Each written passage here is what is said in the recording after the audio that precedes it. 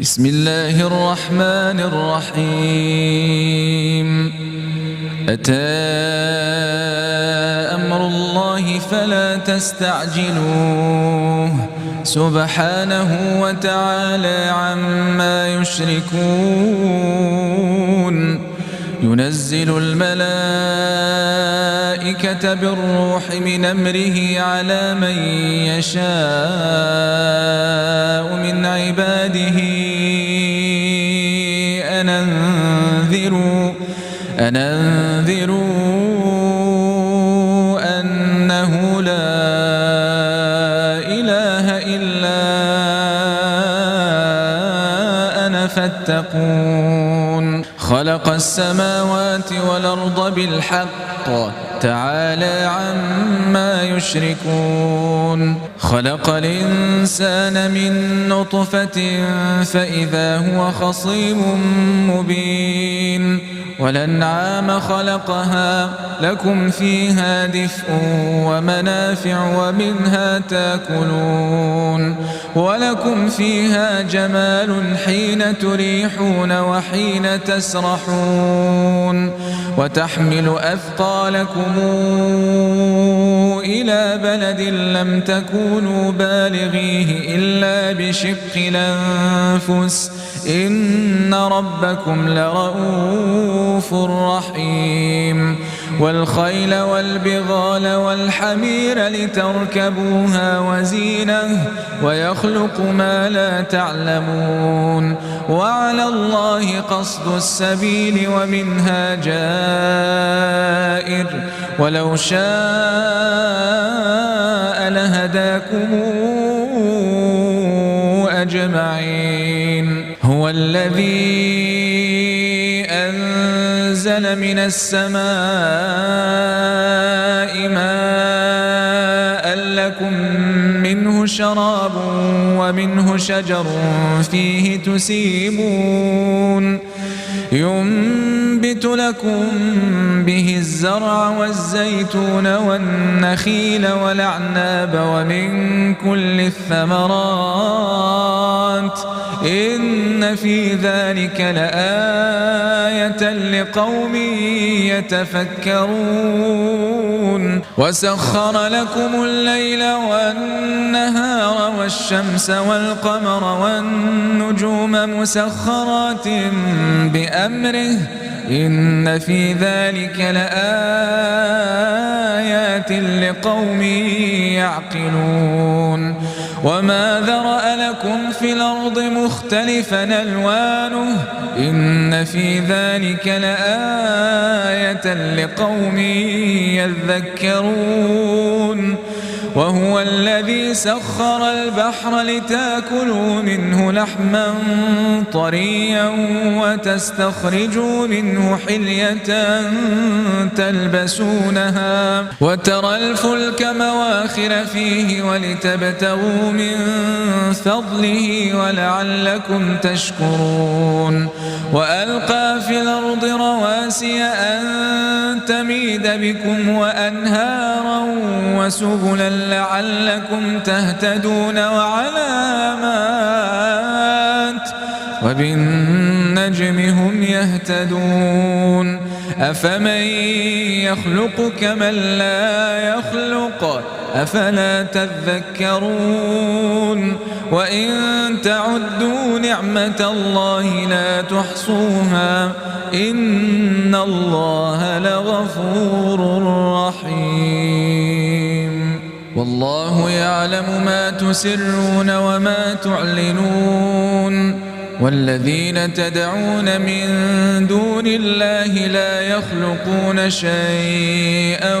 وهم يخلقون. أموات غير أحياء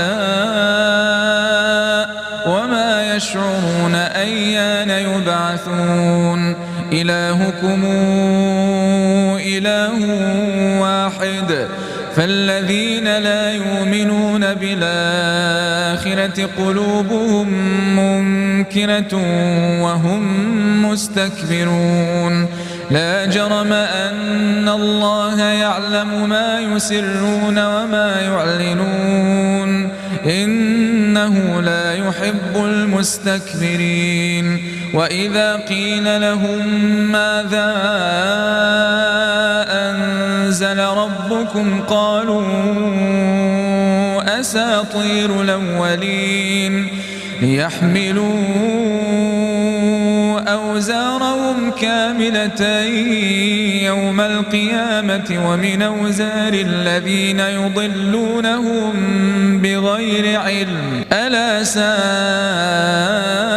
ما يزرون قد مكر الذين من قبلهم فأتى الله بنيانهم من القواعد فخر عليهم السقف من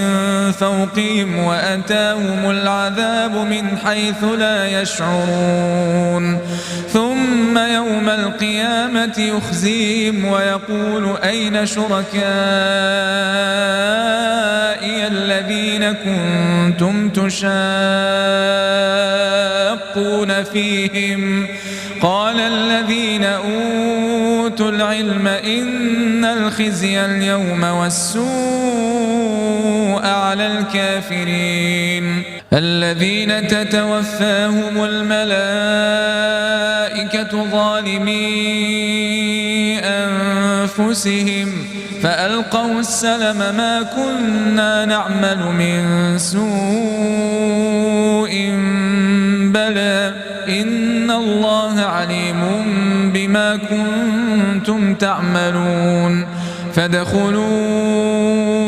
أبواب جهنم خالدين فيها فلبئس مثوى المتكبرين وقيل للذين اتقوا ماذا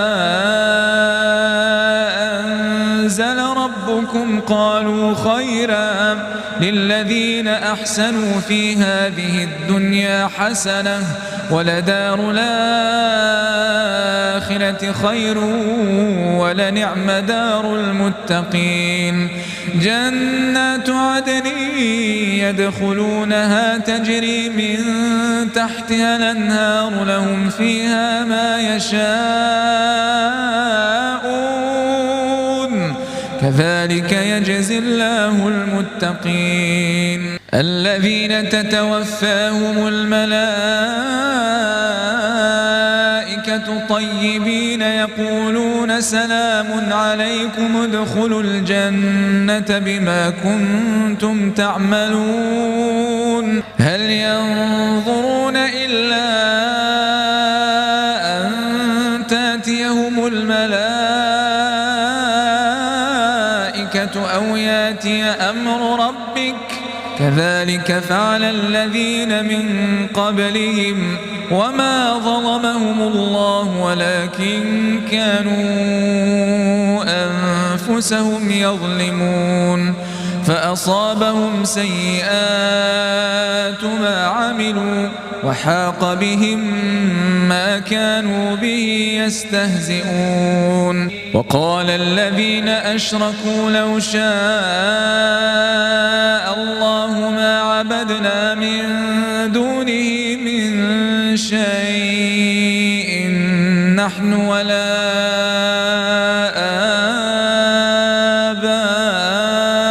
آباؤنا ولا حرمنا من دونه من شيء كذلك فعل الذين من قبلهم فهل على الرسل إلا البلاغ المبين ولقد بعثنا في كل أمة رسولا نعبد الله واجتنب الطاغوت فمنهم من هدى الله ومنهم من حقت عليه الضلالة فسيروا في الأرض فانظروا كيف كان عاقبة المكذبين إن تحرص على هداهم فإن الله لا يهدى من يضل وما لهم من ناصرين وأقسموا بالله جهد أيمانهم لا يبعث الله من يموت بلى وعدا عليه حقا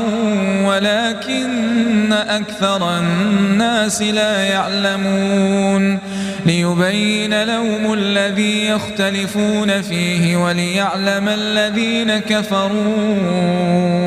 أنهم كانوا كاذبين إنما قولنا لشيء إذا أردناه أن نقول له كن فيكون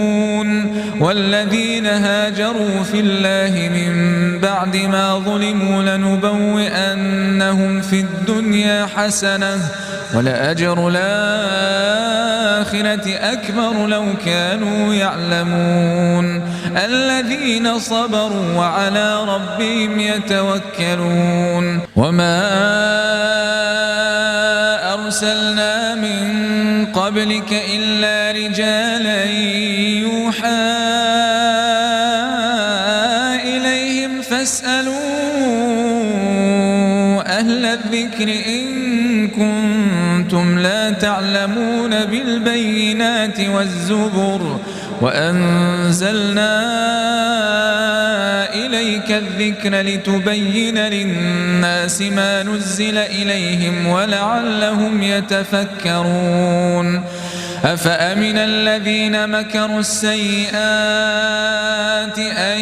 يخسف الله بهم الأرض أو يأتيهم العذاب من حيث لا يشعرون أو يأخذهم في تقلبهم فما هم بمعجزين أو يأخذهم على تخوف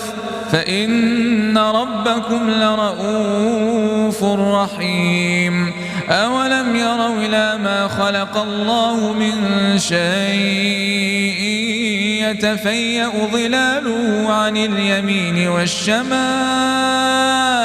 سجدا لله وهم داخرون ولله يسجد ما في السماوات وما في الأرض من دابة والملائكة وهم لا يستكبرون يخافون ربهم من فوقهم ويفعلون ما يؤمرون وقال الله لا تتخذوا إلهين اثنين إنما هو إله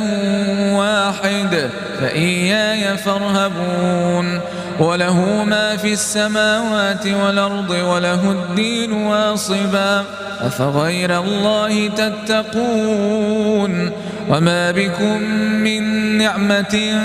فمن الله ثم إذا مسكم الضر فإليه تجأرون ثم إذا كشف الضر عنكم إذا فريق منكم بربهم يشركون ليكفروا بما آتيناهم فتمتعوا فسوف تعلمون ويجعلون لما لا يعلمون نصيبا مما رزقناهم تالله لتسألن عما كنتم تفترون ويجعلون لله البنات سبحانه ولهم ما يشتهون وإذا بشر أحدهم بالأنثى ظل وجهه مسودا وهو كظيم يتوارى من القوم من سوء ما بشر به أيمسكه على هون لم يدسه في التراب ألا ساء ما يحكمون للذين لا يؤمنون بالآخرة مثل السوء ولله المثل الأعلى وهو العزيز الحكيم ولو يؤاخذ الله الناس بظلمهم ما ترك عليها من دابة ولكن يؤخرهم إلى أجل مسمى فإذا جاء أجلهم لا يستاخرون ساعة ولا يستقدمون ويجعلون لله ما يكرهون وتصف ألسنتهم الكذب أن لهم الحسنى لا جرم أن لهم النار وأنهم مفرطون تالله لقد أرسلنا إلى أمم من قبلك فزين لهم الشيطان أعمالهم فهو وليهم اليوم ولهم عذاب أليم وما أنزلنا عليك الكتاب إلا لتبين لهم الذي اختلفوا فيه وهدى ورحمة لقوم يؤمنون والله أنزل من السماء ماء فأحيا به الأرض بعد موتها إن في ذلك لآية لقوم يسمعون وإن لكم في الأنعام لعبرة نسقيكم مما في بطونه من بين فرث ودم لبنا خالصا سائغا للشاربين ومن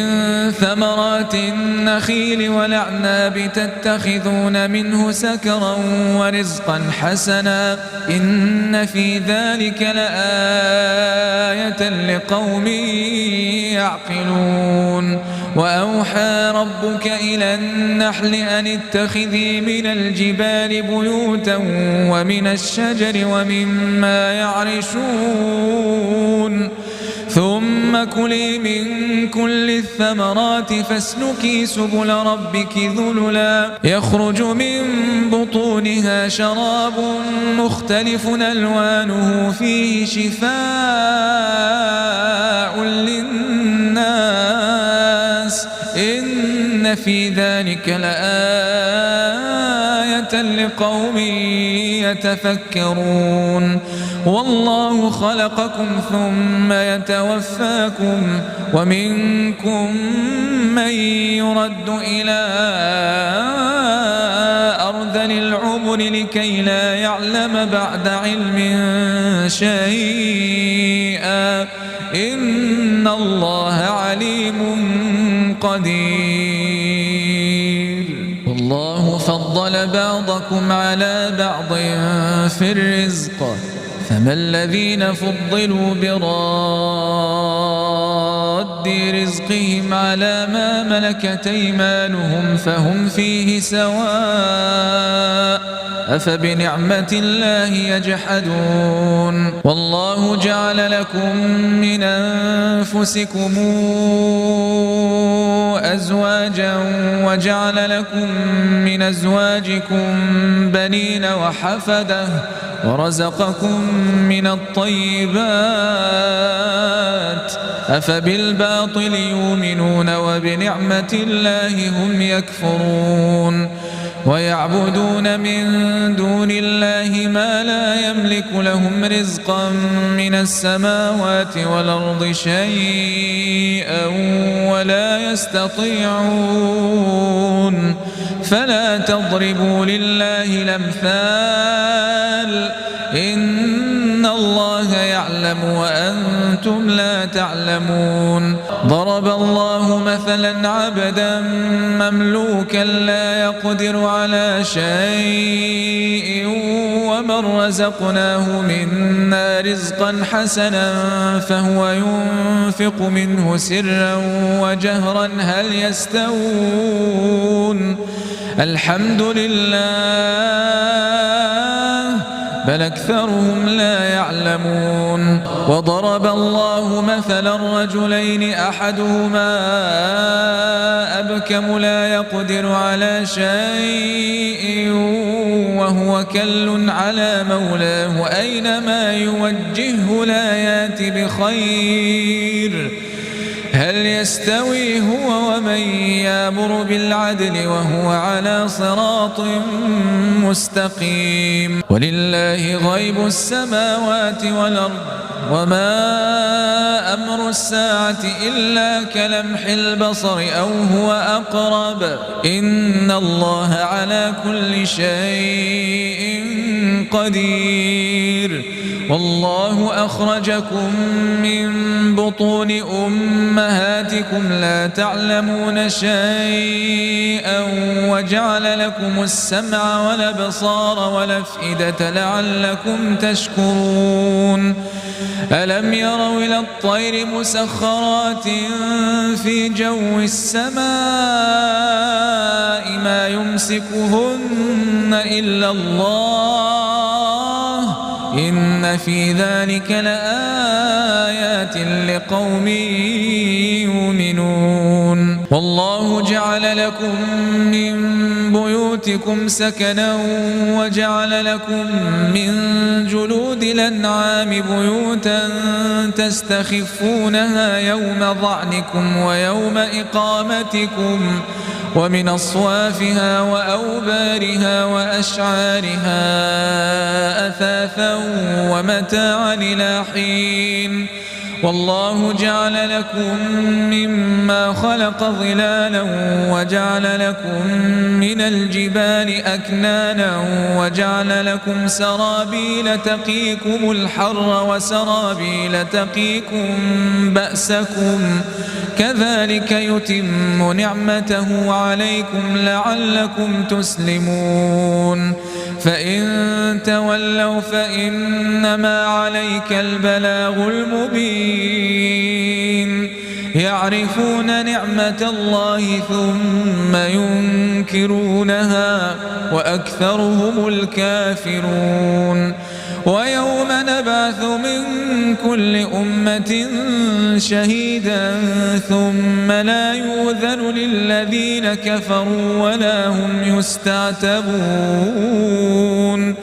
وإذا رأى الذين ظلموا العذاب فلا يخفف عنهم ولا هم ينظرون وإذا رأى الذين أشركوا شركاءهم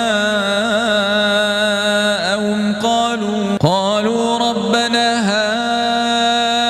هؤلاء شركاؤنا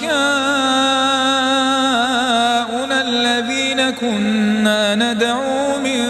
دونك فألقوا إليهم القول إنكم لكاذبون وألقوا إلى الله يومئذ السلم وضل عنهم ما كانوا يفترون الذين كفروا وصدوا عن سبيل الله زدناهم عذابا فوق العذاب بما كانوا يفسدون ويوم نبعث في كل أمة شهيدا عليهم من أنفسهم وجئنا بك شهيدا على هؤلاء ونزلنا عليك الكتاب تبيانا لكل شيء وهدى ورحمة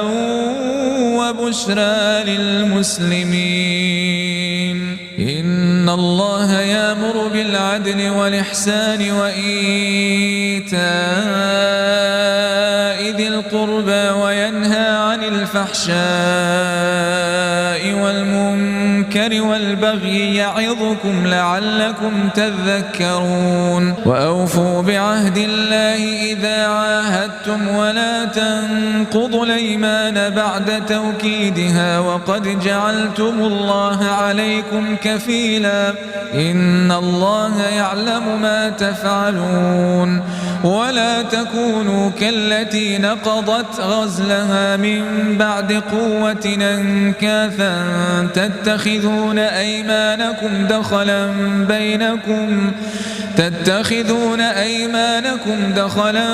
بينكم أن تكون أمة هي أربى من أمة إنما يبلوكم الله به وليبينن لكم يوم القيامة ما كنتم فيه تختلفون ولو شاء الله لجعلكم أمة واحدة ولكن يضل من يشاء ويهدي من يشاء ولتسألن عما كنتم تعملون ولا تتخذوا أيمانكم دخلا بينكم فتزل قدم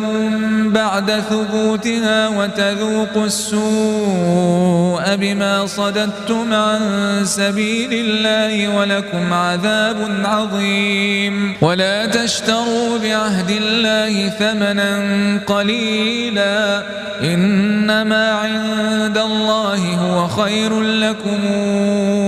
إن كنتم تعلمون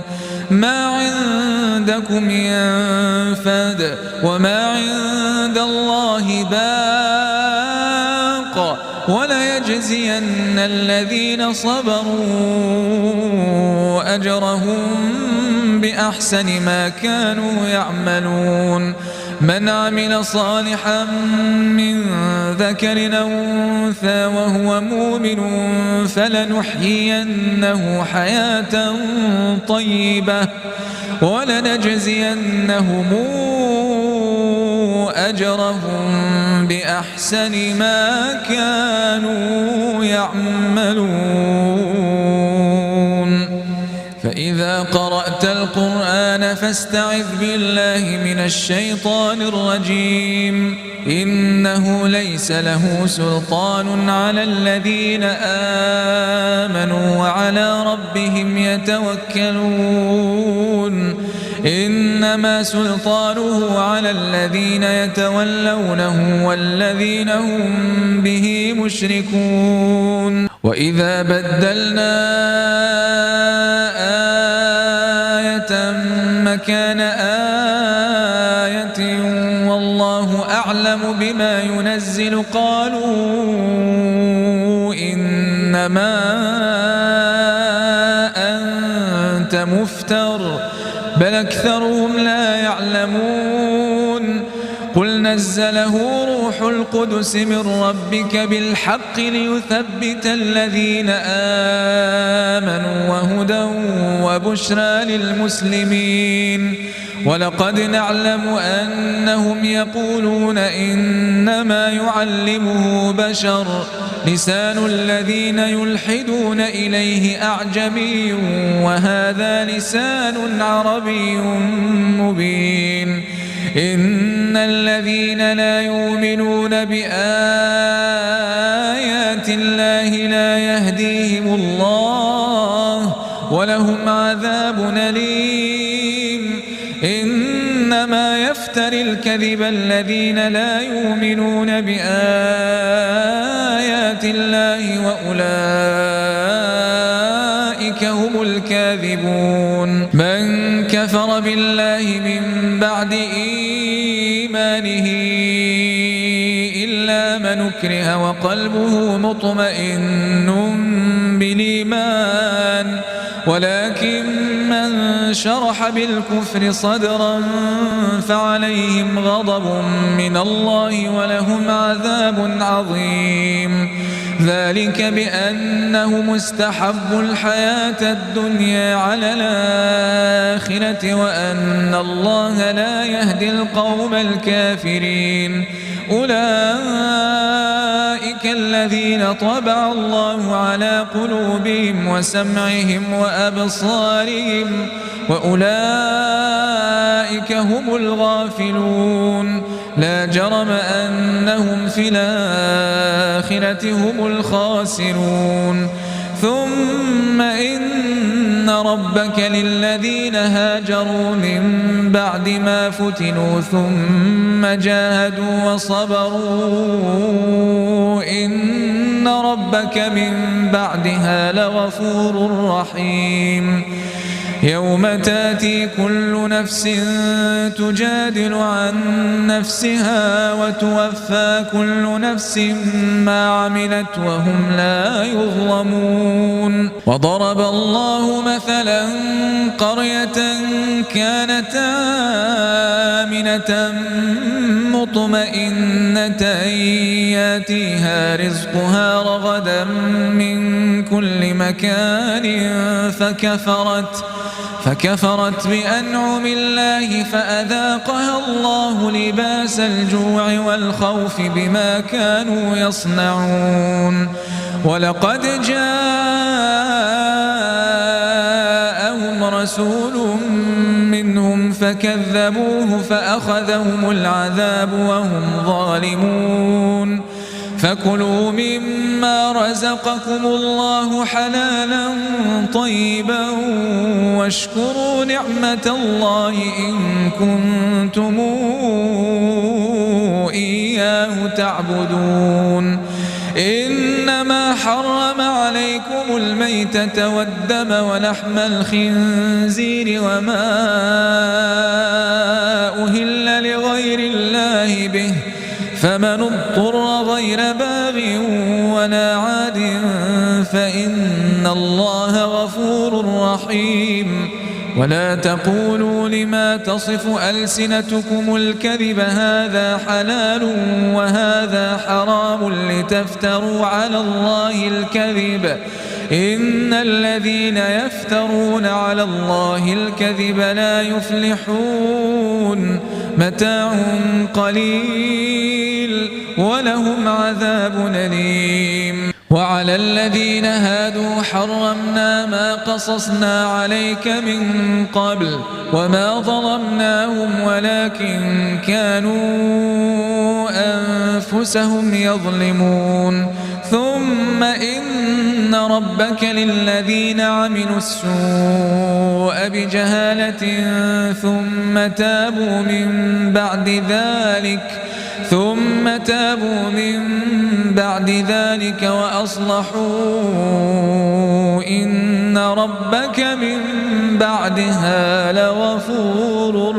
رحيم. إن إبراهيم كان أمة قانتا لله حنيفا ولم يك من المشركين شاكرا لأنعمه اجتباه وهداه إلى صراط مستقيم. وآتيناه في الدنيا حسنة وإنه في الآخرة لمن الصالحين. ثم أوحينا إليك أن اتبع ملة إبراهيم حنيفا وما كان من المشركين. إنما جعل السبت على الذين اختلفوا فيه وإن ربك ليحكم بينهم يوم القيامة فيما كانوا فيه يختلفون. ادع إلى سبيل ربك بالحكمة والموعظة الحسنة وجادلهم بالتي هي أحسن إن ربك هو أعلم بمن ضل عن سبيله وهو أعلم بالمهتدين. وإن عاقبتم فعاقبوا بمثل ما عوقبتم به ولئن صبرتم لهو خير للصابرين. واصبر